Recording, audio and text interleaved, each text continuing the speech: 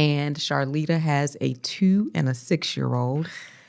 And I still can't even believe how much they're growing. Yeah. But even through the transition of them aging and growing and developing, I've seen how intentional you've been about spending quality time with them in different ways. I think, in our first season, it was like, oh, we have to do everything together. Mm-hmm. And now I feel like you're like, you know what? It's okay to do things separately and to do something with Mark or to do something with Amelia. So let me hear more about you going through that process and changing.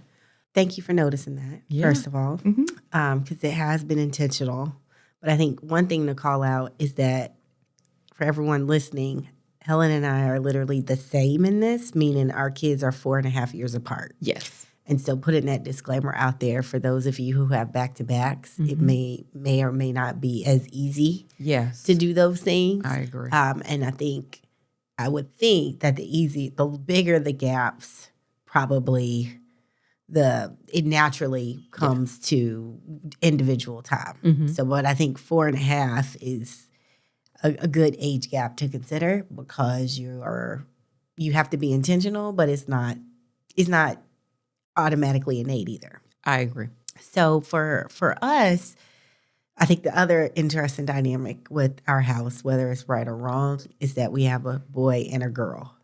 And so there's a natural kind of split that's already starting to happen in the family where my son goes off with his dad and my daughter is off with me. So the first thing I would say is I think there is value in the threesome. Yeah. So things that my husband and I do just with my daughter, my husband and I do just with my son. Mm-hmm. We haven't got there yet. Yeah. And I also think that there's an interesting dynamic that I'm trying to encourage with my son, where he also realizes that the house does not center around him and that he has to show up and be there to support his sister. So some of the things that happened by accident, and I think I talked about when we went on a cruise and we left Amelia back with my mom. He loved that centering. He loved it. And it wasn't on purpose. Mm-hmm. I was just like, I don't want to take her because she takes naps. She's not potty trained. She's not really a good listener. So I wasn't even thinking like, let's just have this family time with Mark. Mm-hmm. But he noticed it. And it was really important to him.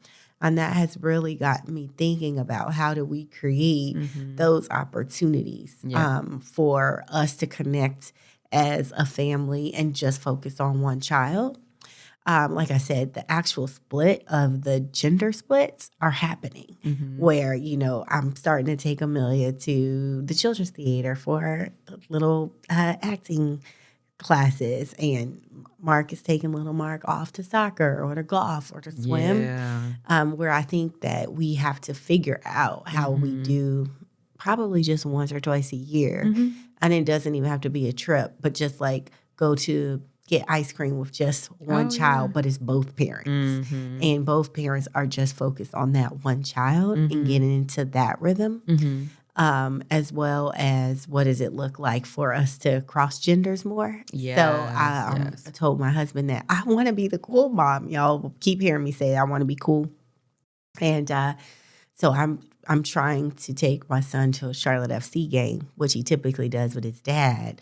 But like I want him to see me as someone who can do those things with him as well. And I definitely would love for my husband to lean in and do things that might not be, do things that will be fun for Amelia and her to see her dad do that. So we don't have it figured out yet, Helen, but I know, we are talking about it. You're talking about it. You are being intentional around it. You are thinking through it. And to me, that's a great place to be.